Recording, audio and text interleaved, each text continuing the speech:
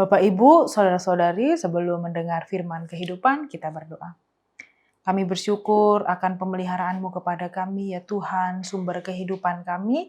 Kami boleh menjalani hari ini dan memulai hari ini di dalam kasih dan cinta yang daripada-Mu.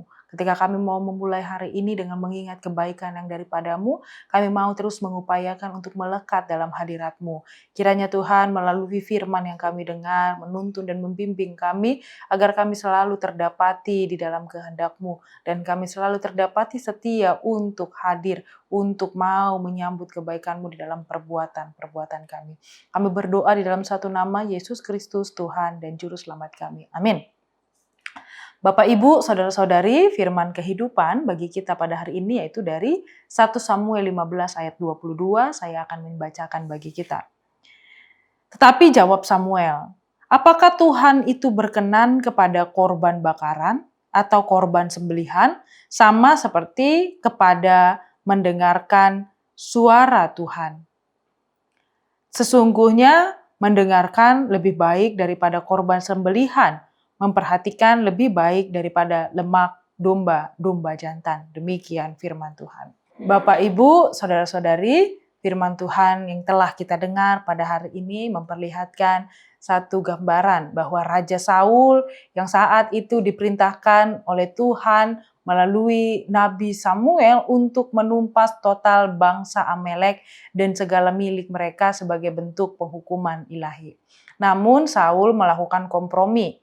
Ia menyisakan Agag, Raja Amalek, serta ternak-ternak yang terbaik dengan alasan untuk dipersembahkan sebagai korban bagi Tuhan. Disinilah letak kesalahan dari Saul. Ia mengira bisa menutupi ketidaktaatannya dengan ritual keagamaan. Bagi Saul, mempersembahkan korban yang megah adalah pencapaian rohani. Namun di mata Tuhan, ketaatan sebagian adalah ketaatan yang setengah, ketaatan yang sebagian adalah sebuah ketidaktaatan. Saul memilih apa yang ingin ia taati dan mengabaikan apa yang tidak sesuai dengan keinginannya.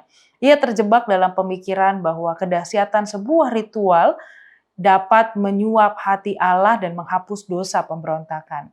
Dan kemudian kita boleh melihat, menilai di balik ritual itu, kita boleh melihat melalui teguran keras Samuel, Allah membongkar esensi sejati dari hubungan manusia dengan penciptanya.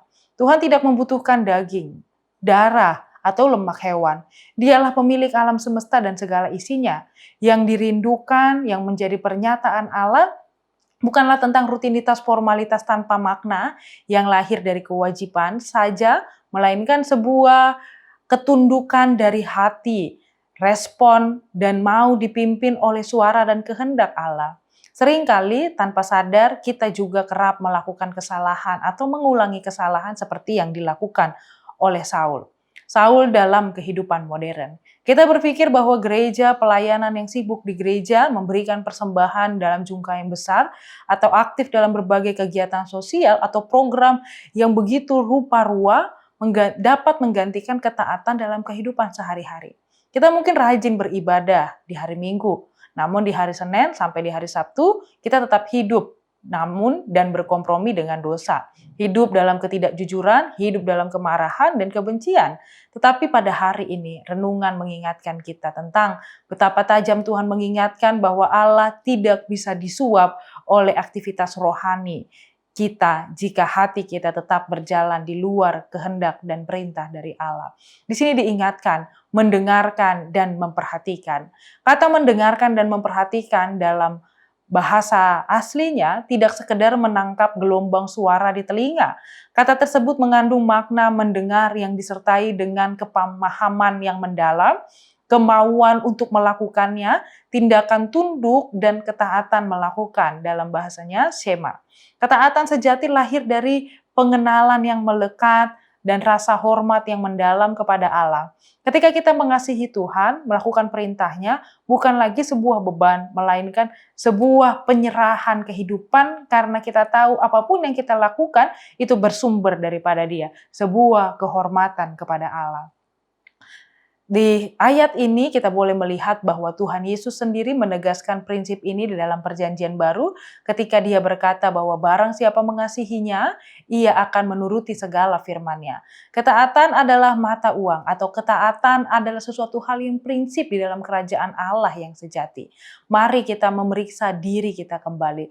Apakah kita sudah membangun kehidupan Kristen yang berpusat pada penundukan diri kepada Allah, atau kita hanya sibuk membangun pesta-pesta, program-program, atau pembangunan korban persembahan agar terlihat saleh di hadapan manusia. Namun pada hari ini kita diajak untuk boleh merenungi segala hal yang kita miliki, bahwa karya yang kita boleh lihat adalah karya Allah yang memilih kita untuk turut campur tangan hidup di dalam pemeliharaan Allah dan melakukannya di dalam ucapan syukur. Kiranya Tuhan yang menguatkan kita untuk tetap setia, mendengarkan dan memperhatikan kehendak-Nya. Amin, kita berdoa. Kami bersyukur ya Tuhan untuk firman yang boleh kami dengar. Kami dituntun untuk hidup di dalam ketaatan serta kesetiaan ketika kami boleh menjadi orang, menjadi umat yang percaya dan berseru kepadamu. Ajar kami menggunakan telinga, mata, dan seluruh indera kami di dalam ketaatan, sehingga kami boleh benar-benar peka, benar-benar berhikmat untuk mendengar panggilan kami dan mengaplikasikannya, mewujud nyatakannya di dalam kehidupan kami. Terima kasih Tuhan untuk kasih setiamu kepada kami. Kami berdoa di dalam satu nama Yesus Kristus Tuhan dan Juru Selamat kami. Amin. Anugerah dari Tuhan kita Yesus Kristus, kasih setia Allah Bapa dan persekutuan Roh Kudus menyertai kita semua. Amin.